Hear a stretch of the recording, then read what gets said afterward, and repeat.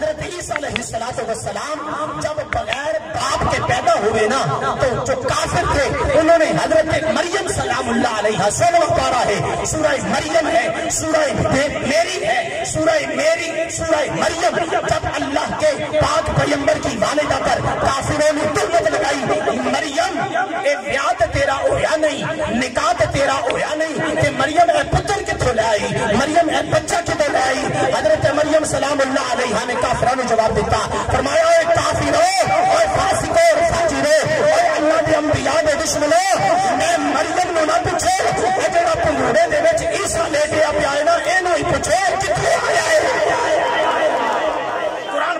آگے قرآن پڑھتا ہوں، حضرت مریم سلام اللہ علیہ نے عیسیٰ علیہ السلام کی طرف اشارہ کیا، اپنے لخت جگر کی طرف اشارہ کیا اور فرمایا اے کافرو، خبردار میرے اوپر تہمت لگائی، آنے والے سے پوچھو یہ کہاں سے آیا ہے۔ حضرات سورہ مریم ہے، اللہ فرماتا ہے جب کافروں کو اس کی طرف متوجہ کیا تو حضرت عیسیٰ علیہ السلام نے فرمایا انی عبد اللہ آتانی الکتاب وجعلنی نبیا، فرمایا اے کافرو،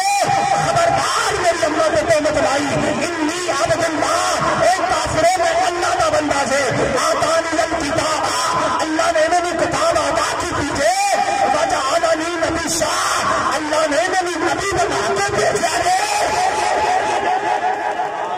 تمام مفسرین کرام نے لکھا ہے اس جڑی آئیے قرآنی دی شرح چ دی تفسیر کہ حضرت عیسیٰ علیہ السلام دی عمر ادو 2 دن سی یا 3 دن سی۔ تہاڈا پتر کدی بولیا ہوئے 2-3 دن 2-3 سال بعد محنت کر دے پتر ہم تے بول، تے جدو پہلی باری لب کھولدا تے اسی بڑی خوشی منانے بھی ساڈا بیٹا بولیا۔ حضرت عیسیٰ علیہ السلام